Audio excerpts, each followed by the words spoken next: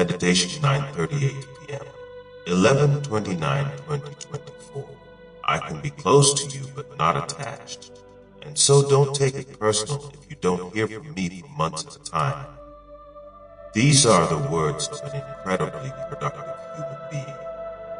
The times of struggle are in harmony with the moments of either growth or regression, as the gift of perception is in fact guided of how one sees themselves according to their own worth, either invaluable or expendable. How one feels and sees themselves determines his or her success or failure. The greater power and the power derived from perceiving oneself as satisfactory, and is cursed in that perception of never evolving greater than the current state.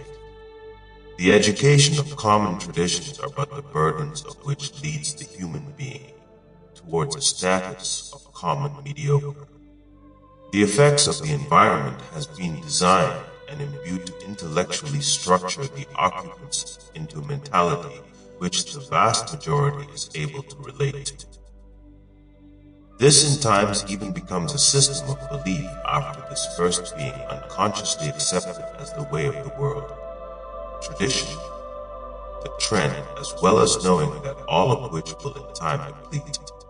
However, consciously agree to continue as a member of this dying state of mind, which will only be replaced by another intellectual constitution of barrenness. I can be close to you, but not attached. The reality of coming to understand and to know the benefits and non-benefits of relationships, either romantically or opposite of such determines your rise into a state of peace in opposition of a state of pain and anguish. One finds in his journey that to rise effectively, there are many who will either have to be let go, or they themselves will fall off upon the wayside. Whatever you are called, accused of in opposition to what is in fact of you, accept it and continue to move forwards in your journey. The common reaction of becoming pointlessly defensive is but another form of attachment, and therefore bondage inside of a state of immaturity that must die inside of you, despite who understands you or not, nor who it affects, and therefore affects.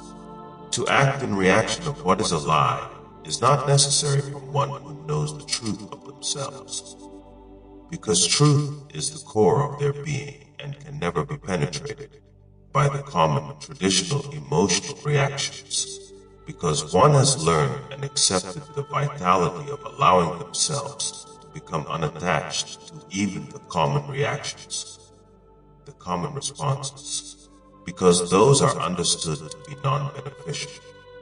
It is this seemingly cold and non-feeling responses that will encourage you towards your greatest horizons, because you have become the tree, and no longer a part of the community of leaves which fall to the earth during the time of the death of a season, in transition into the season of the living, of where your fruits from your dedication and love for yourself will bloom for you of your will to become greater, different than was the death of the current self, that you may in harmony embrace the newness of the current self, who in time also will die in the trails of giving you more life and therefore reasoning to live.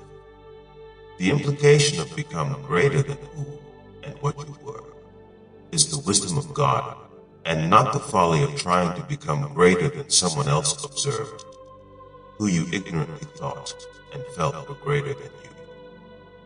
Choose to die to that attached state of mind. It is just the product of this designed and cultivated environment which produced a society of ambitious animals in constant competition with one another.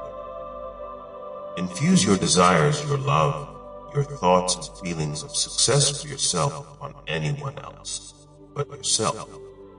In the beginning of your sorrows, it was only you. In the end of your sorrows, it will still be only you, but a better you, and always be willed to become more. It's Love, written by David Anthony Braithwaite.